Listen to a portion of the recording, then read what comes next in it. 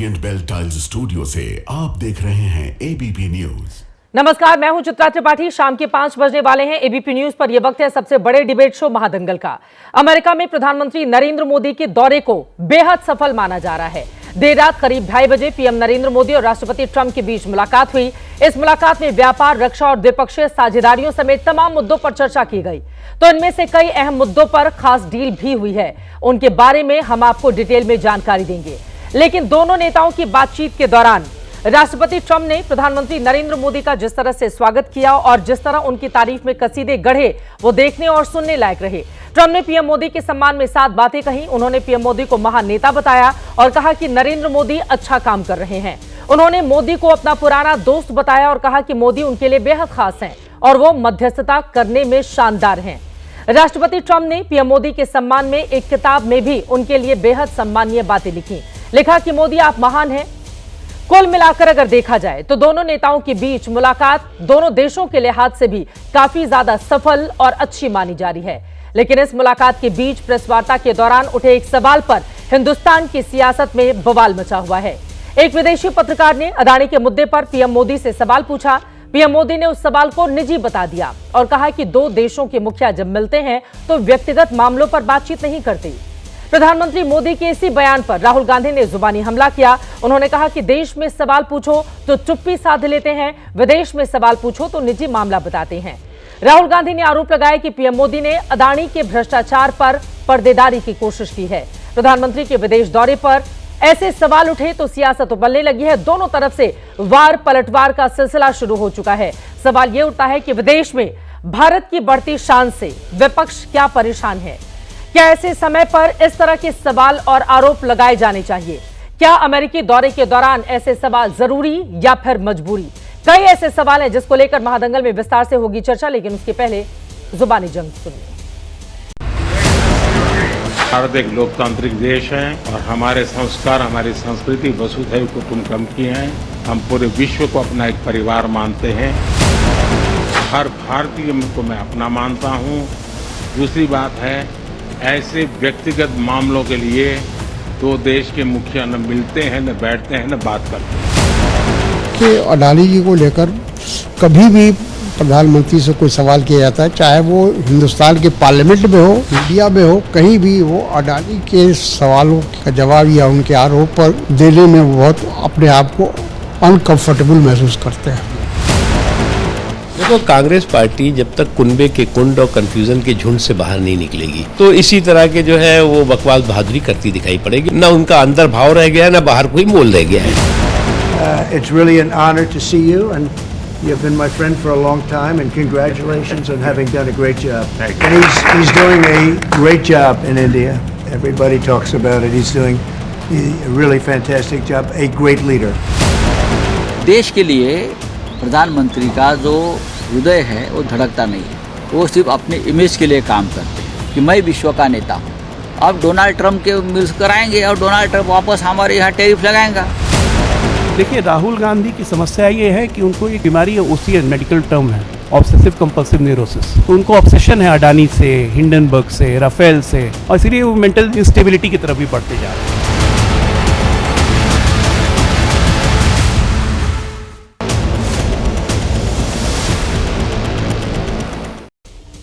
अब सवाल यह है, विदेश में बढ़ती शान तो विपक्ष क्यों परेशान? कई ऐसे मुद्दे हैं जिसको लेकर विस्तार से हम चर्चा करने वाले हैं। खास मेहमान जुड़ चुके हैं, उनका परिचय आपसे करवा देती हूं।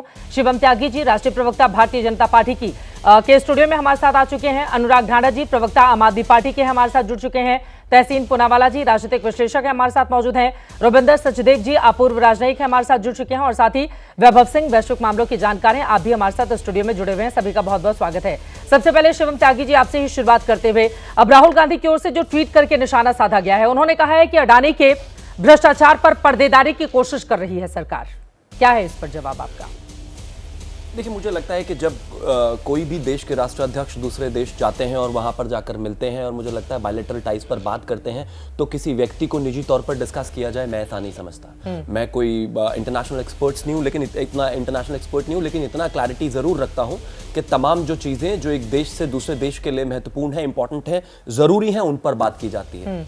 जैसे कि अगर खास तौर पर हम बात करें तो 26/11 जिसने प्लान किया, प्लॉट किया, वो तहव्वुर राणा जो है उसको एक्स्ट्राडाइट किया जा रहा है, उसको दिल्ली लाया जा रहा है, यहाँ पर कोर्ट में उसका मामला चलेगा। कहीं ऐसा तो नहीं कि कांग्रेस वालों को इस बात से बहुत नाराजगी है, इस बात से बहुत दुख है, इस बात से बहुत पीड़ा पहुंच रही है कि वो 26/11 का प्लान जिसने किया था, प्लॉट जिसने किया था, उससे बहुत सारी कड़ियां खुलने वाली हैं, इस वजह से जो है इसको कहीं ना कहीं डाइल्यूट कर दें। इतने बेहद शानदार दौरे में जहां पर द्विपक्षीय जो हमारा ट्रेड है वो 500 बिलियन तक पहुंचाने का एजेंडा है 2030 तक। इसके अलावा अगर बात करें तो F-35 देने की बात हुई है भारत को, और इसके अलावा अगर हम खासतौर पर बात करें तो इंडियन मिडिल ईस्ट और यूरोपियन इकोनॉमिक कॉरिडोर जो है उसको बनाने की बात हुई है। तमाम ऐसी अचीवमेंट्स हैं। आदरणीय प्रधानमंत्री जी से जब ये सवाल पूछा गया तो उन्होंने क्लियर कहा कि जब दो देशों के अध्यक्ष बात करते हैं या प्रधानमंत्री राष्ट्रपति बात करते हैं तो किसी इंडिविजुअल को, निजी को लेकर बात नहीं होती है। लेकिन समझ तो राहुल गांधी क्यों घेर रहे हैं इस मुद्दे पर? भगवान जाने, वो अपने ही चीफ मिनिस्टर से पूछ ले, अपने ही लोगों से पूछ ले। एक तो आदत हो गई है, बिल्कुल ठीक बात है। अब से पहले जो बाइट चल रही थी, उनको लगता है कि अडानी नाम से ऑब्सेशन है, लेकिन मैं इस चीज में जाना नहीं चाहता। बस इतना एक चीज उनको बता देना चाहता हूं, रेवंत रेड्डी उनको 12,000 करोड़ का एक प्रोजेक्ट देकर बैठे हैं। अडानी पोर्ट्स में जो है APSEZ में कोलकाता में उनको ऑलरेडी कॉन्ट्रैक्ट है। अशोक गहलोत ने अडानी को 2397 हेक्टेयर जमीन ऑलरेडी पावर प्लांट के लिए दी हुई है। भूपेश बघेल ने ऑलरेडी उनको कोयला खदान का टेंडर दिया हुआ है। इसके अलावा रिन्यूएबल एनर्जी को लेकर जो है 100 करोड़ रुपए का रेवंत रेड्डी ने पैसा लेने की बात की थी, जो रिटर्न करने की बात हुई। इसके अलावा 7 करोड़ गरीब कल्याण योजना में और न जाने कहां लिया हुआ है। मैं मानता हूं कि जब देश के बिजनेसमैन से देश के अलग अलग राज्यों में, अलग अलग सरकारों में इन्वेस्टमेंट्स कराई जाती है, ली जाती है, सबसे पहले अगर आप उनको रोक लें तो ज्यादा बेहतर है। परंतु अनुराग ढाणा जी इसका जवाब देंगे। यकीनन ये सवाल बड़ा है। इसको एक बात बनाने जब राहुल गांधी की ओर से अडानी मुद्दे को उठाया गया, हम सब ने देखा कि विपक्षी दलों की जहां जहां सरकार है वहां पर कितनी बड़ी तादाद में अडानी कंपनी की ओर से निवेश किया गया। तो विरोधी दल अगर इस तरह का सवाल पूछते हैं तो पहले उस निवेश को क्यों नहीं स्टॉप किया जाता है? इस सवाल का जवाब अनुराग देंगे, लेकिन उसके पहले वैभव आकर रुक करते हुए, वजह क्या है राहुल गांधी की ओर से बार बार इस मुद्दे को इतनी तवज्जो क्यों दी जाती है? क्योंकि हम सब ने देखा है जो प्रधानमंत्री का अमेरिकी दौरा रहा वो कितना सफल रहा। राष्ट्रपति ट्रंप ने खुद कितनी झोली भर भर के तारीफ की है उनकी, लेकिन अडानी के मुद्दे को सामने लेकर आना क्या बताता है राहुल गांधी की ओर से? एक चीज तो बहुत स्पष्ट तरीके से बताता है कि राहुल गांधी राजनेता की तरह कम और किसी NGO एक्टिविस्ट की तरह ज़्यादा बिहेव करते हैं। 2014 तक इस देश में एक अनसेड रूल था, और आप मीडिया में आप काफ़ी समय से आप खुद पत्रकारिता कर रही हैं, आपने बहुत सारे प्रोग्राम्स एंकर किए होंगे। उन डिबेट्स में आप देखते होंगे जब भी प्रधानमंत्री मनमोहन सिंह के समय में बहुत बड़े भ्रष्टाचार के आरोप लगे, केसेस हुए, बहुत बड़े स्कैम हुए, लेकिन जब भी प्रधानमंत्री मनमोहन सिंह विदेश दौरे पे होते थे तो टीवी चैनल पे या किसी भी प्रेस कॉन्फ्रेंस पे बीजेपी या अपोजिशन पार्टीज प्रधानमंत्री के ऊपर टिप्पणियां नहीं करते थे। कहते थे कि प्रधानमंत्री अभी विदेश में है तो इस समय हम टिप्पणी नहीं करेंगे, लेकिन जब प्रधानमंत्री लौटेंगे तो हम जरूर इसके ऊपर बात करेंगे और हम इसके ऊपर आंदोलन भी करेंगे। और हम देखते थे कि भारतीय जनता पार्टी सड़कों पर निकल के आंदोलन भी करती थी, लेकिन विदेश दौरे के दौरान कभी नहीं होता था। तो ये बहुत सारे नॉर्म्स है जो राहुल गांधी ने तोड़े हैं। व्यक्तिगत हमले करना, चौकीदार चोर है, इस तरीके की बातें करना, ये जो राजनीति का स्तर राहुल गांधी ने गिराया है, मैं समझता हूं कि किसी भी लोकतंत्र के लिए या डेमोक्रेसी के लिए बहुत हेल्दी चीज नहीं है, बहुत अनहेल्दी है ये। दूसरी बात, टाइमिंग इंपॉर्टेंट है। बिल्कुल टाइमिंग इंपॉर्टेंट है। और आप देखिए कि ये जो दौरा है प्रधानमंत्री का, ये बहुत शॉर्ट दौरा है, बहुत छोटा दौरा है। इतने छोटे दौरे में अगर प्रधानमंत्री ने इतनी बड़ी बड़ी अरेंजमेंट्स कर ली, ये अपने आप में एक रिकॉर्ड है कि इतने शॉर्ट दौरे में अगर कोई प्रधानमंत्री तहव्वुर राणा का एक्सट्रेडिशन भी ले लेता है, F-35 की डील भी ले लेता है, ऑयल का इंपोर्ट भी जो है कि एनर्जी सिक्योरिटी के लिए अगर आप कर लेते हैं, तो इतनी सारी चीजें इतने शॉर्ट दौरे में नहीं हो पाती है। किसी प्रधानमंत्री ने आज तक किया नहीं था। अगर किया हो तो रिकॉर्ड पे ला करके रख दें उसको। और राहुल गांधी और कांग्रेस पार्टी की जो मीडिया टीम है, मैं उनको चैलेंज करता हूं कि वो रख दें कि कभी किसी प्रधानमंत्री के इतने शॉर्ट दौरे में इतने एग्रीमेंट्स हुए हो। तीसरी चीज आप ये देखिए कि इस पूरे के पूरे दौरे के दौरान वो जो प्रश्न पूछा गया, मैं नहीं मानता हूं कि वो प्रश्न पूछा गया है, वो प्रश्न पूछवाया गया है। आपको ऐसा क्यों लगता है कि प्रश्न पूछवाया गया है? अच्छा, इसका अगर जवाब देना है तो उसका जवाब मुझे देने की जरूरत नहीं है। खुद डोनाल्ड ट्रंप के जो एडवाइजर्स रहे हैं, जो डोनाल्ड ट्रंप की जो पूरी टीम है, जिसमें आप देख लीजिए कि उनके आज के टाइम में इलॉन मस्क से लेकर के जो डोज को इस समय हेड कर रहे हैं, वो सारे के सारे ऑन रिकॉर्ड हैं ये बोलने के लिए किस तरह से जॉर्ज सोरोस और ओबामा जो एडमिनिस्ट्रेशन था, ओबामा एडमिनिस्ट्रेशन क्या था, वो बेसिकली जॉर्ज सोरोस का एडमिनिस्ट्रेशन था, जिसकी कंटिन्यूएशन जो है जो बाइडेन ने आगे चलाई है। और उसके लोग वहां पे इन्वेस्ट करते हैं। यूएस एड के ऊपर रिपोर्ट आ चुकी है कि किस तरह से जो सीआईए जैसी संस्थाएं जो हैं वो यूएस एड को पैसा दे करके उसको 4 सेगमेंट्स में डिवाइड करती हैं। सबसे पहला सेगमेंट होता है उनका कि जो यूनिवर्सिटीज के जो प्रोफेसर हैं, स्पेशली वो प्रोफेसर जो आर्ट्स एंड कल्चर में अब तो हिंडनबर्ग को लेकर भी तमाम तरह के सवाल थे, वो बंद ही हो चुका है और बंद करने के पीछे कोई बड़ा कारण भी नहीं बताया गया है, जिसकी वजह से अडानी के शेयर कितना ज्यादा गिरते हुए हमने देश के भीतर देखा है। मैं आपके पास आ रही हूँ एक बार जल्दी से, मैं अनुराग ढांडा का रुख कर लेती हूँ। तहसीन पूनावाला भी हमारे साथ जुड़ चुके हैं, वो भी दिखाई दे रहे हैं। अनुराग जी, सीधे आपसे ये सवाल, देखिए विपक्ष अगर इस तरह के सवाल पूछता है तो उसके पहले उसको जवाब देना चाहिए। मेरे पास पूरा का पूरा विपक्षी जितने भी दल हैं उनके अलग अलग राज्यों की सरकारों ने अडानी से कितना निवेश करवाया है उसका पूरा ये आंकड़ा है। मैं थोड़ा सा पढ़ देती हूं और फिर मैं आपसे सवाल पूछूंगी। ममता बनर्जी के राज्य में 80,000 करोड़ का, डीएमके के यानी कि तमिलनाडु में 43,000 करोड़, केरला में 9,000 करोड़, अशोक गहलोत जब मुख्यमंत्री थे उन्होंने 65,000 करोड़ का करवाया था, उद्धव ठाकरे जब सीएम थे 60,000 करोड़ का करवाया था, बीजेडी जब ओडिशा में सरकार थी तो 60,000 करोड़ का वहां पर हुआ था, झारखंड में 1,000 करोड़ का, जगन मोहन रेड्डी के कार्यकाल में 60,000 करोड़ का। जब विपक्षी दल इस तरह के अडानी के मुद्दे पर सवाल उठाते हैं, राहुल गांधी के हाँ में हाँ मिलाते हैं, तो पलटकर आप लोगों से पूछा जाता है क्यों नहीं मना कर देते अडानी को या उनके ग्रुप को कि आप हमारे राज्य में निवेश नहीं करिए। ये चित भी मेरी पट भी मेरी, ये कैसे चलेगा अनुराग ढांडा जी? और बीजेपी कह रही है कि चूंकि इतनी बड़ी बड़ी उपलब्धियां अमेरिका में अर्जित करके नरेंद्र मोदी देश लौट रहे हैं, ये बातें आप लोगों को पच नहीं रही हैं।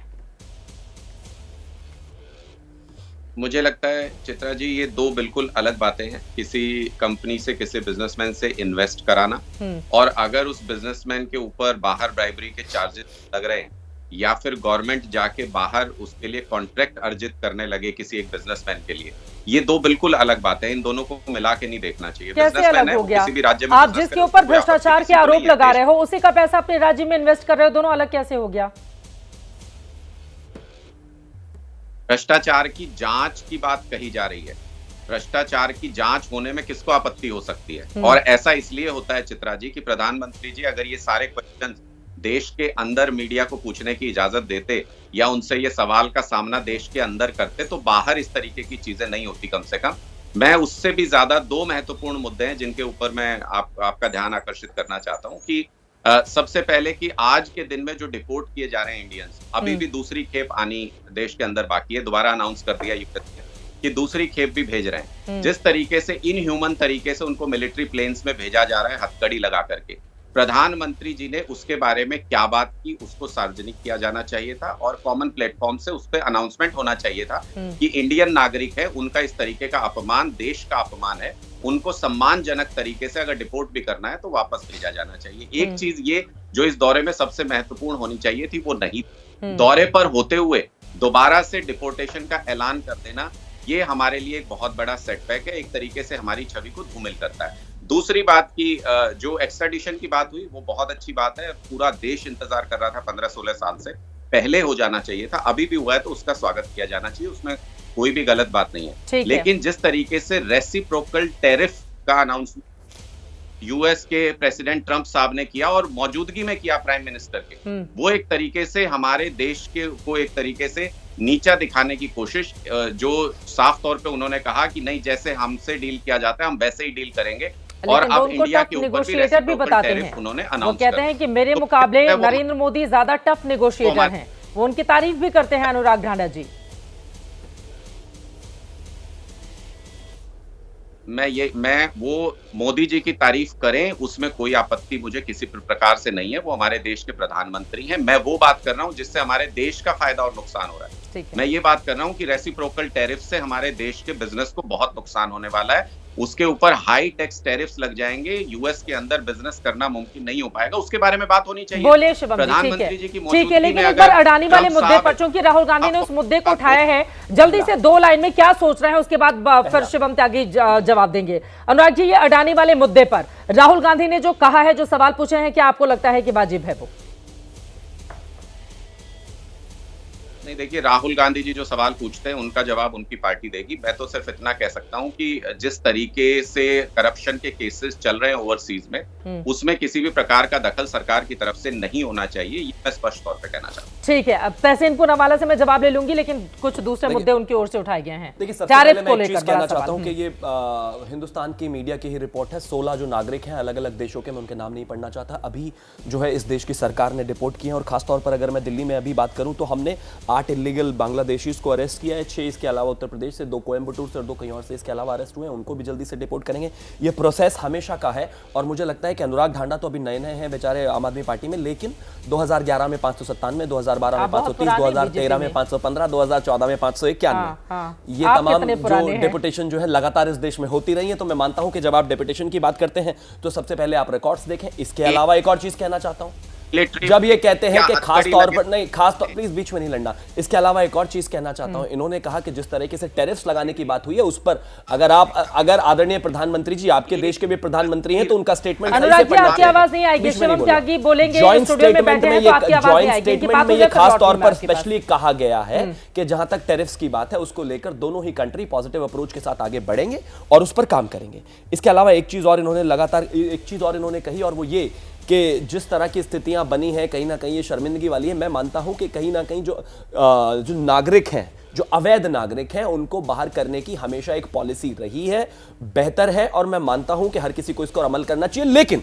उसके मानवीय पहलुओं पर जरूर बात होनी चाहिए, इसमें कहीं कोई दो राय नहीं। वो बेड़ियों में जो जकड़ कर लेकर आया गया उसको लेकर विपक्षी दलों की ओर से लगातार सवाल पूछे जा रहे हैं, लेकिन उसके पहले मैं जल्दी से तहसीन पूनावाला जी के पास आते हुए और फिर रविंदर जी मैं फौरन आपके पास आ रही हूं। तहसीन पूनावाला जी, अब स्टूडियो से आवाज इस तरह की आ रही है, जो एक्सपर्ट हैं वो बोल रहे हैं कि एनजीओ की तरह काम करने की आदत पड़ गई है यहाँ पर राहुल गांधी को, और अडानी के मुद्दे पर आपको कोई फायदा तो होता नहीं है। देश के अलग अलग राज्यों में चुनाव होते हैं, आप लोग अडानी के मुद्दे को लेकर जाते हैं, जनता बीजेपी को जिताकर भेज देती है। तहसीन पूनावाला जी, ये अडानी का मुद्दा आपके लिए काम नहीं करता है और बार बार इस तरह के मुद्दे को ले आकर, वो भी टाइमिंग, अभी नरेंद्र मोदी गए थे, कई बड़ी उपलब्धियां हासिल करके आ रहे हैं, लेकिन अडानी के मुद्दे को उछाल दो देश के भीतर, ये कौन सी राजनीति है जो पूछा जा रहा है? सिद्धार्थ जी, अव्वल तो आपके शो में मुझे शिरकत करने का मौका मिला, इसलिए मैं आपका बहुत बहुत शुक्रगुजार हूँ। माननीय प्रधानमंत्री अब भी अमेरिका में है, देश के बाहर है, तो जब कोई प्रधानमंत्री हमारे देश के बाहर होते हैं, भारत की ट्रेडिशन रही कि हम उनकी आलोचना नहीं करते उनकी पॉलिसीज पर, और मैं उनको बहुत सारी शुभकामनाएं देता हूँ कि वो देश के लिए अच्छे डील्स है, क्योंकि उनकी जीत में भारत की जीत है। तो चाहे मेरे उनसे कोई भी, मैं उनसे इत्तेफाक रखूँ या ना रखूँ उनकी पॉलिटिक्स में, मैं चाहूंगा भारत आगे रहे।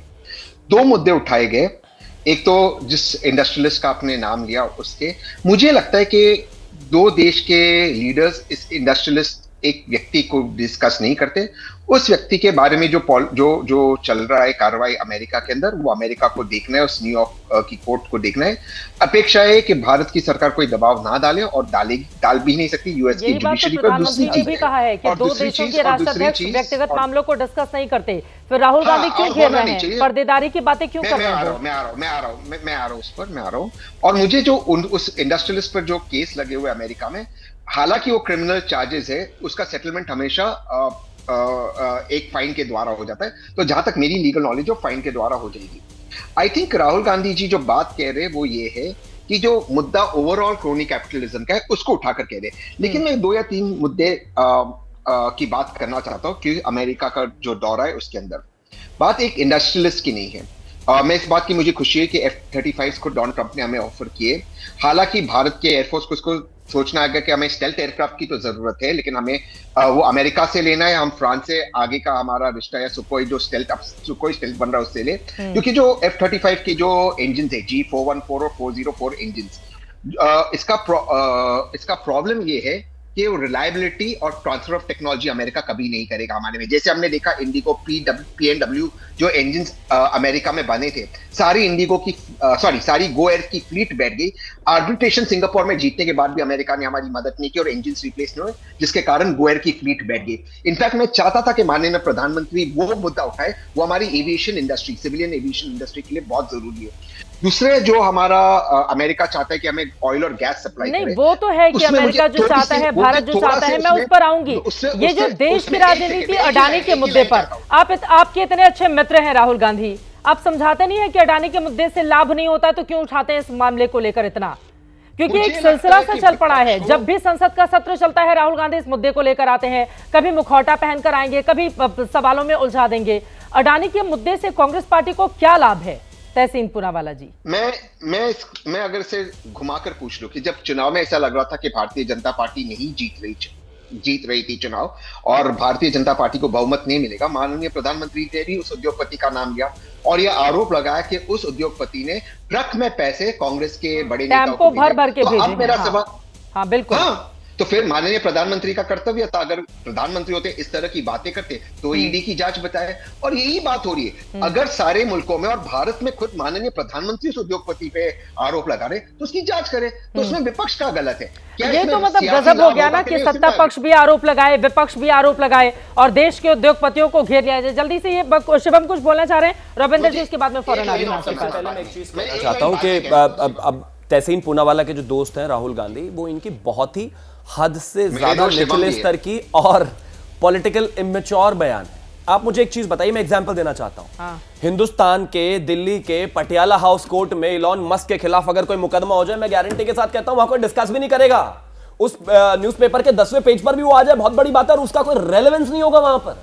आप कहते हैं कि किसी देश के किसी कोर्ट में कहीं पर इस देश के बिजनेसमैन के ऊपर कोई चार्जेस हुए हैं और वो एक बहुत बड़ा विषय हो सकता है, बिल्कुल नहीं। वो वहां के कानून के हिसाब से जो है उसको डील किया जाएगा। और मैं मानता हूं कि हिंदुस्तान में भी अगर किसी के ऊपर होता है तो उस पर कहीं ना कहीं जो है हिंदुस्तान की अदालतें बिना दबाव के काम करेंगी। और एक चीज और कहना चाहता हूं, 44,000 करोड़ का इन्वेस्टमेंट अभी 2024 में इन्वेस्टर समिट में तमिलनाडु ने लिया है, वापस कीजिए। 640 करोड़ रुपए का इन्वेस्टमेंट अभी पंजाब ने लिया था। अगर आपको इतनी सारी प्रॉब्लम्स है तो इन सबको क्लियर करके, तो आप लोग ये समझा नहीं पा रहे हैं ना विपक्ष को, चीजों को आगे बढ़ाइए। आप भी तो शिवम त्यागी समझा नहीं पा रहे हैं विपक्ष को, राहुल गांधी को नहीं समझा पा रहे हैं ना आप लोग भी। हर हमेशा वो लगातार इस मुद्दे को साल दर साल वो इस मुद्दे को उठा रहे हैं, आप लोग नहीं समझा पा रहे हैं। ये आपकी भी तो कमी है। जो समझना चाहते हैं हम उनको समझा सकते हैं। आप मुझसे समझने की कोशिश करिए, मैं आपको समझा देता हूं। देश को समझा दिया हमने, दिल्ली समझ गए, दिल्ली ने चुनाव जिता दिया, लेकिन राहुल गांधी समझना ही नहीं चाहते। फौरन आपके पास आ रही हूं, तहसीन उनकी बात रह गई थी, बोलिए।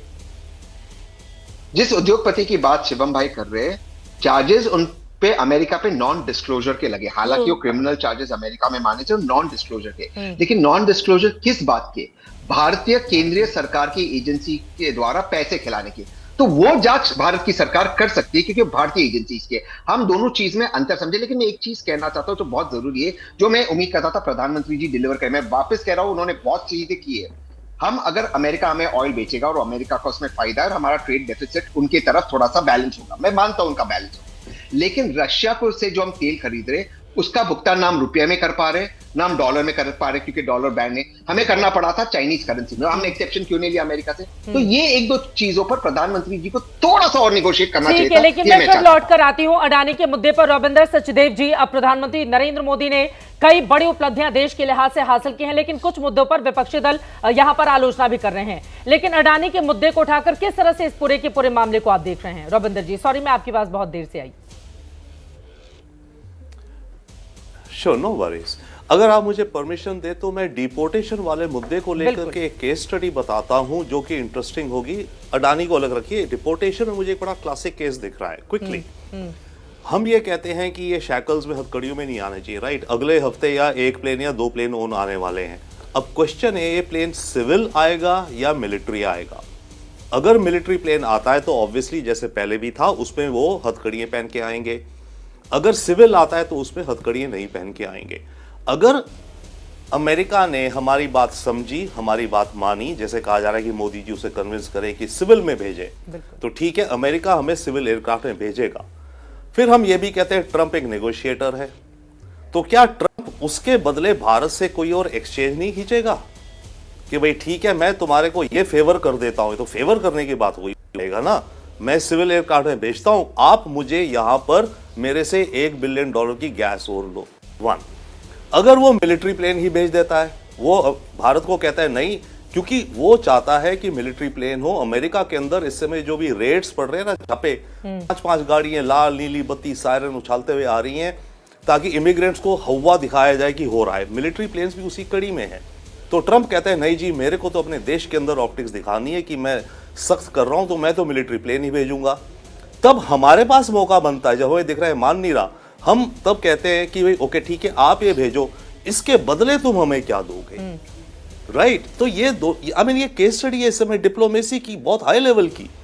और इसके पीछे एक और बात है, जो हमारे देश में डिबेट हो रही है, जो पॉलिटिकल प्रेशर पड़ रहा है, मैं ये नहीं कह रहा मोदी जी की सरकार, कोई भी सरकार होती, राइट, जो पॉलिटिकल प्रेशर पड़ा है, अब ट्रंप को यह पता है कि मोदी जी के ऊपर पॉलिटिकल प्रेशर है भारत के अंदर की अगली प्लेन तो सिविल फ्लाइट आनी चाहिए, तो मोदी इस चीज के लिए मेरे से किसी और चीज पे कॉम्प्रोमाइज करेगा भारत।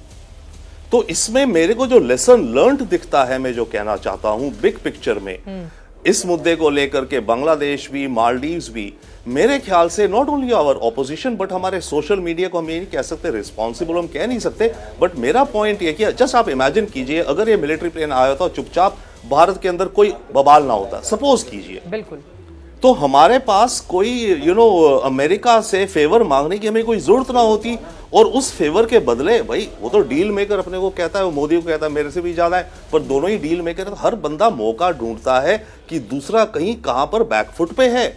तो मॉरल या लेसन मेरे लिए अंतरराष्ट्रीय व्हाटएवर तो होना क्या चाहिए था, होना क्या चाहिए, देखिए कुछ भी कह लिया जाए वो है तो अवैध अप्रवासी। कल जब मैं लगातार रात के 9 से 11 तक डिस्कशन कर रही थी तो कई विदेश मामलों के जानकार जुड़े थे, उन्होंने कहा था जो अवैध अप्रवासी हैं उनको लेकर हम कितनी भी भावनाएं अपनी बहा ले जाएं कि ये हमारे हैं और उनको ऐसे लेकर आना चाहिए, लेकिन दूसरे देश में अगर वो गलत तरीके से एंट्री लेते हैं तो वो देश उनके साथ अपराधी जैसा व्यवहार करता है। या आपको लग रहा है कि नहीं, यहां पर ट्रंप से या अमेरिका से चूक हो गई और भारत के साथ जिस तरह के रिश्ते हैं वो थोड़ा अच्छा बर्ताव कर सकते हैं? हाँ श्योर, नहीं देखिए वो भारत स्पेसिफिक नहीं, ये चीज सबके साथ हो रही है ना, ब्राजील, लैटिन अमेरिका, कोलंबिया इत्यादि सबके साथ हो रही है। जैसे मैं कह रहा हूं ये ट्रंप एडमिनिस्ट्रेशन का सोचा समझा स्ट्रैटेजी है कि हम जिन भी इमिग्रेंट्स को निकालें ऐसे दिखाएं देश के अंदर की देखो चुन चुन के निकाल के फेंक रहे हैं इनको बाहर। इनके जो बॉर्डर पेट्रोल का जो हेड है उसने वीडियो बनाया था, by the way I think Indians वालों का ये, राइट, जब चढ़ रहे थे प्लेन में, और उसने वो वीडियो अपनी एजेंसी में और अपने रिपब्लिकन को भेजा कि भाई देखो हाउ वी आर इनलीगल्स को निकाल रहे हैं यहां से। तो ये तो उनकी ऑप्टिक्स थी जो उन्हें दिखानी थी और दिखानी है, प्रॉमिस मेड प्रॉमिस केप्ट, मैं आया देखो मैं एक एक को निकाल रहा हूं, तो ये उनकी सोची समझी थी। हाँ इट वॉज रॉन्ग, इस तरह की बेड़िए और पूरा किस कंडीशंस में लाइक भेजा गया, बट ये उनके हिसाब से उनका एसओपी वो कहते हैं मिलिट्री एयरक्राफ्ट होगा तो उसमें हथकड़ी होंगी, इसको ये लोग डिस्क्राइब करते हैं as a national security operation by default. तो अगर नेशनल सिक्योरिटी ऑपरेशन है तो उसमें किसी को भी प्लेन में ट्रांसपोर्ट करना है बेड़ियों से होगा। तो मेरा पॉइंट ओवरऑल ये है कि दोनों केस, अगले हफ्ते आप देखिएगा कौन सा प्लेन आता है, दोनों केस में कोई ना कोई किसी एक ने कॉम्प्रोमाइज करके किसी से दूसरी डील बनाई है। बिल्कुल, ये बड़ी बात आपकी ओर से कही गई है। तहसीन पुनावाला जी, अमेरिका की जो स्थिति है एक हाथ से दो दूसरे हाथ से लो, अगर आप चाहेंगे कि वो आपके लोगों के साथ जो अवैध तरीके से उसके देश में एंट्री पाते हैं उनके साथ बहुत अच्छा बर्ताव करे, तो फिर वो आगे आने वाले वक्त में आपसे भी कुछ मानना चाहेगा। तहसीन पुनावाला जी, पहली बात तो मैं माननीय प्रधानमंत्री के साथ हूं कि जो अवैध तरीके से किसी देश में जाए, जैसे अगर हमारे देश में कोई बांग्लादेश है तो अमित शाह जी क्या करेंगे, उनको बिल्कुल फेंकेंगे, इससे मैं भाजपा के साथ हूं, नो इफ नो बट। वो गलत गए, उनको वापस आना था। लेकिन आपको याद होगा चित्रा जी, क्योंकि आप इंटरनेशनल अफेयर्स कवर करती है और आपके दर्शक जाने, सबसे पहली विक्ट्री प्रेसिडेंट ट्रंप की कोलंबिया के प्रेसिडेंट पेट्रो के साथ थी। वो सबसे पहले कोलंबियंस को डिपोर्ट करना चाहते थे। पेट्रो साहब ने कहा मिलिट्री प्लेन मेरे देश में लैंड नहीं करेगा, प्लेन वापस गया। उसके बाद पेट्रो ने सिविलियन प्लेन भेजा और सिविलियन प्लेन आया। पेट्रो ने उनके पार्लियामेंट में कहा ये अवैध तरीके से गए थे, इनको हम ले गए, लेकिन ये हमारे नागरिक है। मैं बिल्कुल मानता हूं ये अवैध तरीके से गए, लेकिन है तो हमारे लोग। ये तो कोई गिनी पिग्स तो नहीं है कि अमेरिका चाहता है कि हम प्रॉमिस फुलफिल करें, ये तो है हमारे लोग, गरीब लोग है, जो भी है तो हमारे भाई बहन ना। ये हमारा कर्तव्य बनता है कि बात से मैं तहसीन जी बिल्कुल सहमत हूं, लेकिन जिस देश की आप बात कर रहे हैं, अगर भारत के साथ अमेरिका के व्यापारिक रिश्तों की बात करें, क्योंकि बहुत सारी ऐसी चीजें होती हैं विदेशी मामलों को जब भी हम पढ़ते हैं और समझने की कोशिश करते हैं तो बहुत सारे इफ एंड बट आपको अपने देश और दूसरे देश के हिसाब से ही लगाने पड़ते हैं। लेकिन एक बार फिर से वैभव आपके पास आते हुए उसी अडानी के मुद्दे पर जिसको लेकर इतना ज्यादा बवाल मचा हुआ है, अब मेरा सवाल सीधा सा यह है, अगर अडानी मुद्दे पर कांग्रेस पार्टी को लाभ नहीं होता, चुनाव दर चुनाव उसको हार का सामना करना पड़ता है, अगर अडानी के मुद्दे पर कांग्रेस शासित कई राज्यों में निवेश होता है, खुद अडानी की कंपनी वो निवेश करती है, ममता बनर्जी से लेकर तमाम दूसरे राज्य भी उनको आमंत्रित करते हैं, रेड कार्पेट बिछाया जाता है, तो फिर ये मुद्दा इतना ज्यादा क्यों उठता है, राहुल गांधी की ओर से क्यों उठाया जाता है? क्या लाभ मिलता है राहुल को इससे? जी, मुझे लगता है कि जो मैंने कहा कि जिस तरह की मानसिकता और कांग्रेस पार्टी के अंदर जिस तरह के लोग अब वहाँ पे जो मंथन चिंतन करने वाले हैं, क्योंकि वो एक मैं कहूँगा मार्क्सवादी विचारधारा से ज़्यादा ग्रसित हैं, ये मैं कह सकता हूँ कि इसलिए उनको लगता है कि यही वो मुद्दा है और किसी तरीके से हम इसको जो है हम सेल कर सकते हैं। बिकॉज अब देखिए कोई 2G स्कैम नहीं हो रहा, कोई कॉमनवेल्थ स्कैम नहीं हो रहा, कोई घोटाला नहीं हो रहा, तो कोई मुद्दा उनके पास इतना बड़ा है नहीं विपक्ष के पास जिसको उठा सके। तो वो मुद्दा क्रिएट करने की कोशिश की जा रही है कि अगर एक व्यक्ति है और उस व्यक्ति की अगर एक दो कोई फोटो है गुजरात समिट की या वाइब्रेंट गुजरात समिट की, हम उसको चला करके हम एक नैरेटिव बनाने का प्रयास करें, हो सकता है कि ये बिक जाए और वो कुछ हद तक वो कुछ लोगों के मन में उसको बेच भी पाए हैं। तो उनको लगा कि हम इसको एक बृहद स्तर पे भी कर सकते हैं, लेकिन वो होगा नहीं। दूसरी चीज मैं एक बात कहना चाहता हूं कि ये बहुत सारे अभी हमारे आम आदमी पार्टी के जो दोस्त हैं वो भी कह रहे थे कि अनुराग ढांडा जी की भाई देखिए आप उनके साथ कितना अमानवीय व्यवहार हो रहा है, उनको किस तरीके से भेजा जा रहा है। पंजाब में इनकी सरकार 17 अवैध जो लोग वहां गए हैं वो पंजाब से ही गए हैं। आप मुझे बताइए कि जिस अमानवीय तरीके से वो जाते हैं, जिस तरीके से वो जंगलों में उनको सांप काट लेता है, कई सारे मर जाते हैं रास्ते में, टायर के अंदर भर भर करके इनको जो है कि इनको क्रॉस कराया जाता है रिवर्स और रिजेस, ये जमीन बेचते हैं, एजेंट्स को पैसे देते हैं, वो एजेंट्स सरकारी जो तंत्र है वहां पे वो पैसा देता है, ये इलीगल है। अवैध तरीके से किसी को भारत भेजना भी इलीगल है। तो मुझे आज तक बता दें कि इनकी आम आदमी पार्टी की सरकार ने पंजाब में कितने इस तरह के एजेंट्स को गिरफ्तार किया है कि जो इस तरह से अमानवीय व्यवहार करके लोगों को भेजते हैं, लोग अपनी जमीन जायदाद सब कुछ, अब जो डिपोर्ट होकर वापस आ रहे हैं वो यहाँ से जमीन बेच के गए थे, न घर के रहे न घाट के रहे, क्या उनको रिपैट्रिएट करने का काम आम आदमी पार्टी सरकार करेगी पंजाब में? क्या उनकी जमीनें वापस देगी उनको? क्या उन एजेंट्स को पकड़ेगी जो जिन एजेंट्स ने इनको अवैध तरीके से बाहर भेजा है? नहीं करेंगे।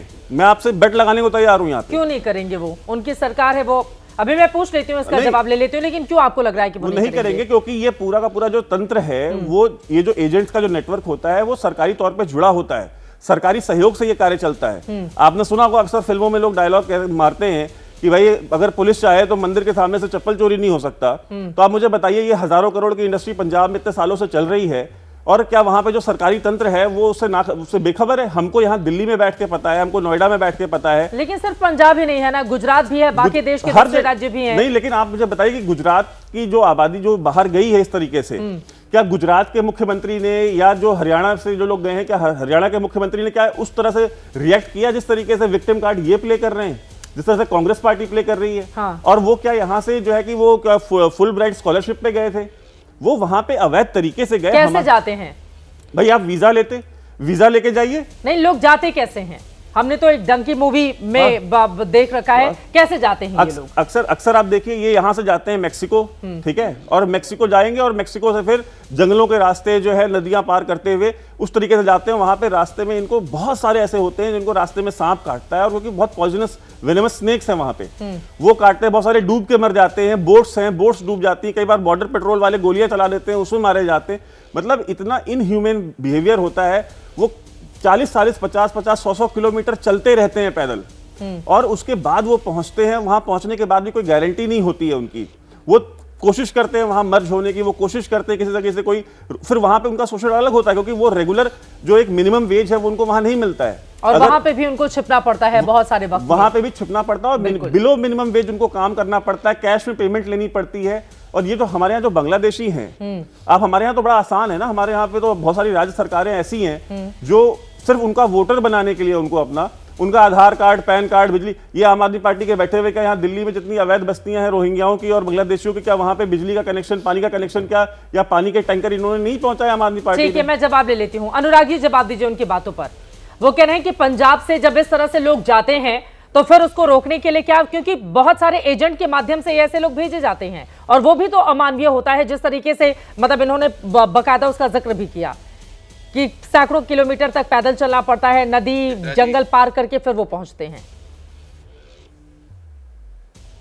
हमारे जो साथी अभी बोल रहे थे, साथी पैनलिस्ट, वो शायद तथ्यों से वाकिफ नहीं है। पंजाब सरकार ने ऑलरेडी इस पे काम शुरू कर दिया है। जितने भी लोग वापस डिपोर्ट होके आए हैं उन सब के बयान लिए जा रहे हैं। हमारे मंत्री खुद रिसीव करने के लिए उनको एयरपोर्ट पे गए थे, उन सब के बयान लिए जा रहे हैं। उसके आधार पे जितने भी एजेंट्स ने उनको भेजा था उन सब के खिलाफ कार्रवाई ऑलरेडी शुरू हो गई है। दूसरी बात, फैक्चुअली अगर करेक्ट होना है तो इनको ये भी बताना पड़ेगा कि गुजरात के लोग सबसे ज्यादा थे जो डिपोर्ट होके आए थे। क्या वहां पे एक भी कार्रवाई अभी तक हुई है? क्या वहां पे सरकार ने इसका संज्ञान तक भी लिया है?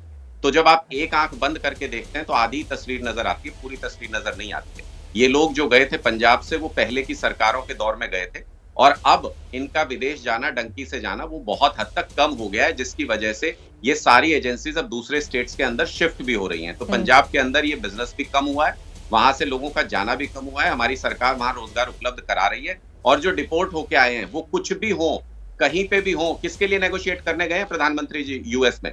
हमारे लोगों के लिए ही ना, देश के लोगों के लिए ही तो नेगोशिएट कर रहे हैं, जो भी बातचीत कर रहे हैं। तो अगर हमारे देश के नागरिकों का अपमान हो रहा है, चाहे वो कहीं पर भी है, किसी भी स्थिति में है, वो देश के नागरिक हैं, अगर उनका अपमान हो रहा है तो उनके लिए शील्ड बनने का काम, सबसे पहला काम जो है वो प्रधानमंत्री जी को करना चाहिए। और मुझे लगता है कि इस तरीके के मुद्दों पर तो मानवीय पहलू सबसे पहले लिया जाता है। आपको अगर किसी चीज पे नेगोशिएट भी करना पड़ेगा तो क्या दिक्कत है? आप अपने लोगों को सम्मान के साथ वापस नहीं ला सकते। ठीक है, जल्दी से 2 लाइन में स्टैंड ले लेते हैं। आप इतना जिस तरह का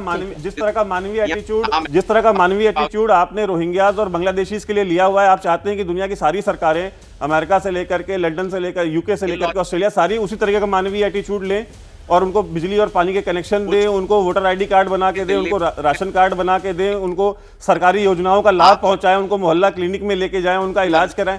मतलब आप ये देखिए, जो हमको एक राष्ट्र के तौर पे, एक समाज के तौर पे ये निर्णय करना पड़ेगा कि क्या हम एक जिम्मेदार नागरिक और एक अपराधी जिसने कानून तोड़ने वाले और कानून फॉलो करने वाले, क्या हमको उन दोनों को एक ही पैरामीटर पे रख करके जज करना है? ठीक है, क्या हम दोनों को एक ही पैमाने पे रखेंगे? ठीक है, तहसीन में आ रही हूँ। शिवम बहुत देर से हाथ उठा रहे थे। शिवम 2 लाइन में जल्दी से समय। मैं सिर्फ एक ही चीज कहना चाहता हूँ कि 6 बहनों का इकलौता भाई 36 लाख रुपए देकर गुरप्रीत जो है अभी जा रहा था उसी डंकी रूट से, जहां पर उसको दिल का दौरा पड़ा और उसकी जान चली गई। कब की बात है? अभी ये कुछ दिनों पहले की, अप्रोक्सीमेटली 4 दिन पहले, जिसको पंजाब के मिनिस्टर ने कंफर्म किया है कि उनकी डेथ हो गई दिल का दौरा पड़ने से। उस एजेंट पर क्या कार्रवाई इन्होंने की है बता दें। मैं मानता हूं कि इस तरह की बातें करने से कोई लाभ नहीं है। बेहतर होगा कि इस पर एक यूनानिमस अप्रोच एक देश की होनी चाहिए। जहां तक सरकार का विषय है, केंद्र सरकार का विषय है, आदरणीय प्रधानमंत्री जी, लेकिन हर एक राज्य की जिम्मेदारी है ना। बिल्कुल, देखिए पंजाब की भी है, हरियाणा की भी है, गुजरात की भी है, देश के दूसरे हिस्सों की भी है। मैंने तो खुद ही कहा कि यूनानिमसली हर किसी की जिम्मेदारी है, अपनी जिम्मेदारियों से ना भागते हुए इसको एक्सेप्ट करना पड़ेगा और कलेक्टिवली काम करना पड़ेगा। और वैभव जी, मैं आपको एक चीज कहना चाहता हूं, ये जो जितने भी नागरिक होते हैं ना, ये अवैध प्रवासियों को तो विशेष प्यार है आम आदमी पार्टी वालों को, चाहे वो देश में आने वाले हो या जाने वाले हो, इनको अलग ही प्रेम है। उनको बिजली, पानी, खर्चा, रहना सहना, उनका वोटर आईडी, आधार कार्ड, ये सब बनवाने में तो मास्टर है। ये सब किया इन्होंने, तभी तो दिल्ली के असली नागरिकों ने इनको हरा दिया। चुनाव बीत गया है, चुनाव बीत गया। अनुराग जी जल्दी से चुनाव की बात ही नहीं, आने वाले भी तो चुनाव है, इनको पता रहना चाहिए जनता को क्या करते हैं। आप बोलेंगे तो फिर उनकी आवाज नहीं आ पाएगी। जल्दी से 2 लाइन में अनुराग जी बोले प्लीज, आपकी आवाज। ये कह रहा हूं कि शिवम जी क्या कह रहे हैं, बांग्लादेश बोलिए अपने ही देश के लोगों के बारे में क्या बोल रहे हैं शिवम जी? वो आपके देश के होंगे, हमारे देश के तो नहीं। मैं कह रहा हूं बांग्लादेशियों को, ये कह रहे हैं हमारे देश के लोगों को। अरे ठीक है, वक्त हमें इतने की इजाजत देता है। आप तमाम मेहमानों का बहुत धन्यवाद हमारे साथ चर्चा का हिस्सा बनने के लिए। अडानी से शुरुआत हुई थी, लेकिन उसके बाद अवैध अप्रवासियों को लेकर देश के भीतर जो राजनीति चल रही है उस पर जाकर समापन हुआ। लेकिन इन सब के बीच आपके लिए जानना बहुत जरूरी है कि डोनाल्ड ट्रंप जब नरेंद्र मोदी का जिक्र करते हैं तो वो बोलते हैं कि प्रधानमंत्री मोदी का काम पूरी दुनिया में चर्चा का विषय बना हुआ है, वो शानदार तरीके से काम कर रहे हैं, सभी लोग उनकी तारीफ कर रहे हैं और फिर वो प्रधानमंत्री नरेंद्र मोदी को महान भी बताते हैं। कुल मिलाकर कई ऐसे डील हुए हैं जिसको लेकर देश के भीतर राजनीति एक तरफ गर्म है तो वहीं दूसरी तरफ देश के लिए कई कामयाबियों के अवसर भी हैं। लेकिन इन सब के बीच अडानी का ये मुद्दा राहुल गांधी की ओर से जो बार बार उठाया जा रहा है, ये कब और किस रूप में जाकर होगा खत्म, लगातार इस पर बनी रहेगी एबीपी न्यूज की नजर। अभी के लिए दीजिए इजाजत। देश और दुनिया की तमाम खबरों के लिए आप देखते रहिए एबीपी न्यूज। दुनिया बदल रही है और ये भारत के लिए ला रही है इन्फिनिट अवसर, जिसे हम कहते हैं मिनट इन्फिनिट। आइए आइडियाज ऑफ इंडिया के मंच पर समझे इसी मिनट इन्फिनिट को 21 और 22 फरवरी abplive.com पर।